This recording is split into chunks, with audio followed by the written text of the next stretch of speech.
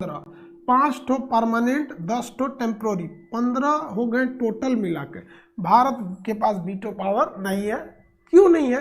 तो इसका सबसे बड़ा रीजन है चाइना। देखिए, जिनको वीटो पावर दिया जाता है उनको यूएनओ के कुल खर्च का एक बहुत बड़ा हिस्सा उठाना पड़ता है। बहुत बड़ा हिस्सा यूएनओ के कुल खर्च का उठाना पड़ता है। भारत अभी भी यूएनओ के टोटल खर्च का महज 1.5 से 2% खर्चा उठाता है। जब देश आज़ाद हुआ था तो भारत को वीटो पावर दिया जा रहा था, लेकिन कहा जा रहा था कि आपको इसके कुल खर्च का 7% उठाना पड़ेगा, 7% से भी ज़्यादा उठाना पड़ेगा। लगभग उसी के रेट में था ये परसेंटेज। तो उस समय जवाहरलाल नेहरू और हमारी देश की अर्थव्यवस्था इतनी कमज़ोर थी कि हम लोग के पास उतना पावर ही नहीं था कि वो खर्च उठा सके। क्योंकि बताइए, जो देश अपनी सेना पर अपनी टोटल जीडीपी का 7% नहीं खर्चा करता है, जो देश आज भी हम लोग की पूरी शिक्षा का 2% भी मतलब 7% जीडीपी का टोटल 7% हिस्सा हमारे यहाँ आज भी शिक्षा पे खर्च नहीं होता है, तो उस वक्त में हम कहाँ से दे पाते? तो जवाहरलाल नेहरू ने सोचा कि भैया इतना तो हम दे नहीं पाएंगे, लेकिन बेहतरीन ये रहेगा कि हम अपने किसी अच्छे पड़ोसी को दे सके और वो एशिया में रह जाए। रूस के पास ऑलरेडी था, तो जवाहरलाल नेहरू ने उस वक्त दिमाग क्या लगाया कि हम किसको दे दें? तो भैया अरब देश वालों को देते तो ये सोच रहे पाकिस्तान के फेवर में चले जाते हैं। दूसरे छोटे देश को वो मिल ही नहीं सकता था, और उस समय इन लोग के पास पेट्रोल नहीं था, ये भी गरीब थे सब। तो फिर एशिया में दिया किसको जाए? रूस तो यूरोप में आता है। रूस देखिए, ब्रिटेन जो है, ब्रिटेन, फ्रांस और रूस, ये तो यूरोप में आते हैं, लेकिन एक एशिया के देश को देना था। अब नेहरू को लगा कि चाइना हमारा साथ देगा, इन्होंने प्रीफर कर दिया चाइना को, चाइना ने उतने पैसे दे दिए। अब हम लोग के पास वीटो गया तो इसके पीछे केवल नेहरू जिम्मेदार नहीं, बल्कि देश की अर्थव्यवस्था मेन जिम्मेदार थी। वरना किसी को कोई थोड़े ना कुत्ता कट ले। हम आपसे कहते हैं मर्सिडीज ले लीजिए ना, लीजिए मर्सिडीज, पैसा दे दीजिए, तो आप क्या कहेंगे? ना ना, हम मर्सिडीज ना लेंगे, मुकेश अंबानी को दे दीजिए। तो इसके लिए आप जिम्मेदार थोड़ी है। मतलब देखिए, कहीं ना कहीं तो हम भी हैं। हमको उस वक्त कोई ना कोई नेगोशिएशन करके, कुछ ना कुछ जुगाड़ तान लगा के, मोलाई भाव करके ले लेना चाहिए। अब इतिहास में की गई गलतियों को आप सुधार नहीं सकते, लेकिन इतिहास में की गई गलतियों को अगर आप देखना है कि वो गलती क्यों थी, तो उस समय के परिदृश्य के हिसाब से सोचिए कि उस समय हमारी सेना के पास 1962 में लड़ने के लिए जूते नहीं थे। रीजन क्या है? पैसे ही नहीं थे हम लोग के पास, बहुत कम पैसा था, तो सूखा वगैरह था, तो गरीबी, अंग्रेज सब पूरी तरह से चूस के हम लोग को भेजे थे सब। 200 साल में तो अंग्रेज चूस लिए सब हम लोग को। तो क्या लगता है आपको कि देश की आज़ादी के वक्त में हम बहुत बड़े अंबानी अंडानी थोड़ी थे लोग उस वक्त में? तो इसलिए चाइना को दिया गया। इसमें दो तीन चीज़ें जिम्मेदार थी हमारे वीटो के पास।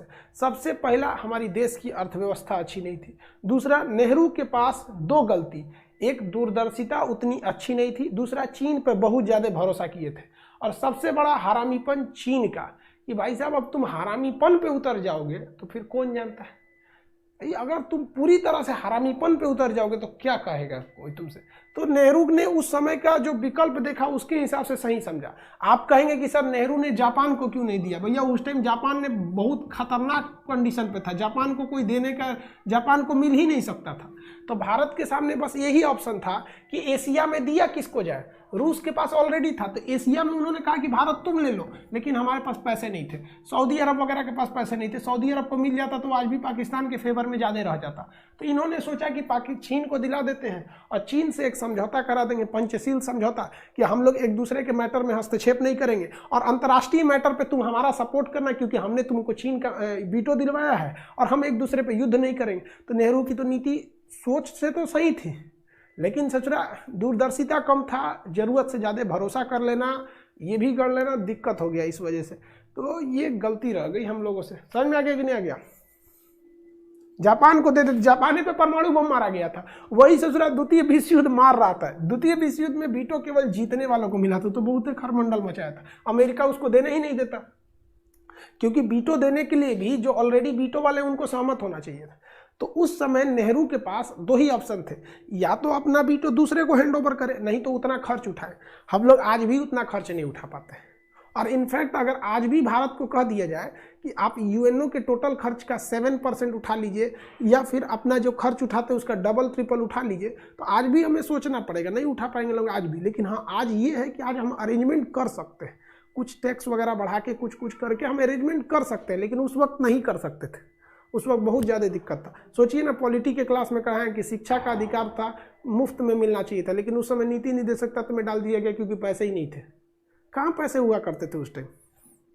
समझ में आ गया? जापान को एक लड़का कह रहा है क्यों नहीं दे दिए, वियतनाम को दे देना चाहिए। हद है यार, वियतनाम को देना चाहिए, पागल हो क्या? भारत के पास पैसे नहीं जुट रहा है, वियतनाम के पास पैसा। हाथी डूब गई तो एगो लड़का कह रहा है ओ माय गॉड हाथी डूब गई, गधा हिलाओ गधा पार कर जाएगा।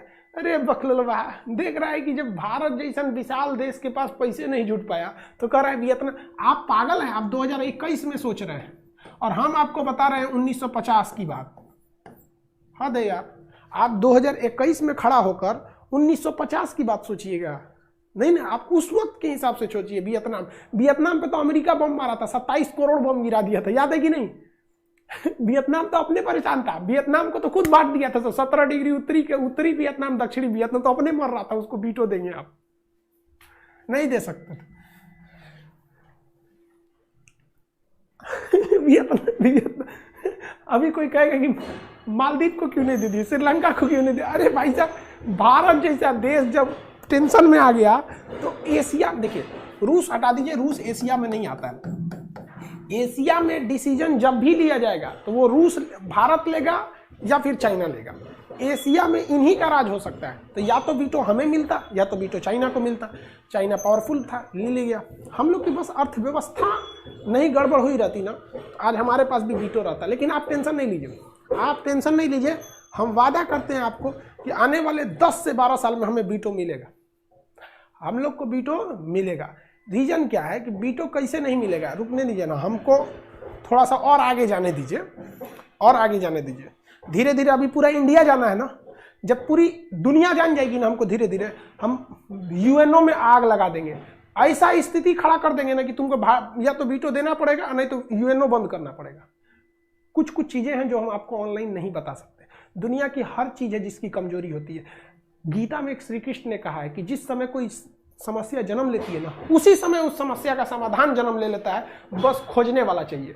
तो अभी हम लोग की आवाज़ इंडिया तक पहुंच सकती है। तो इंडिया में आज भी कोई सुधार लाना है तो खरमंडल मचा सकते हैं हम लोग, लेकिन वर्ल्ड लेवल पे नहीं कर सकते। लेकिन कसम भारत माँ की, एक ना एक दिन तो हम आग लगा देंगे। यूएनओ में भी पहुंचेगा एक खलबली की आखिरी ससुराई मास्टर है कौन। हमें वीटो मिलेगा कैसे नहीं मिलेगा ससुरा वीटो, मिलेगा बाबू, टेंशन नहीं लो। अभी आप लोग का बहुत बड़ा समर्थन रहता है, आप लोग का इतना स्नेह प्रेम रहता है। धीरे धीरे हमें पूरे इंडिया जान गया ना, जब जिस दिन वर्ल्ड आएगा हम तो हमारी चचरा यूएनओ का एक एक कमजोरी खखोर खखोर के पूरी दुनिया को बता देंगे। तो यूएनओ हमसे यही कहेगा कि भाई तू मास्टर चुप हो जा। हम कहे 21 साथ पे चुप हो तो भारत को वीटो दे दूँ, नहीं तो तू अमेरिका, ब्रिटेन, फ्रांस, चाइना, तू लोग इराक में क्या क्या काम किया, अफगानिस्तान में क्या क्या किया, वियना संधि का कैसे उल्लंघन किया, या फिर वासेनार अरेंजमेंट का कैसे उल्लंघन किया, सब बता देगा आदमी। हंगामा करेंगे। उसके पास 3 ऑप्शन रहेगा, या तो यूएनओ बंद कर, या तो वीटो दे, या तो हमको उड़वा दे। चलो ध्यान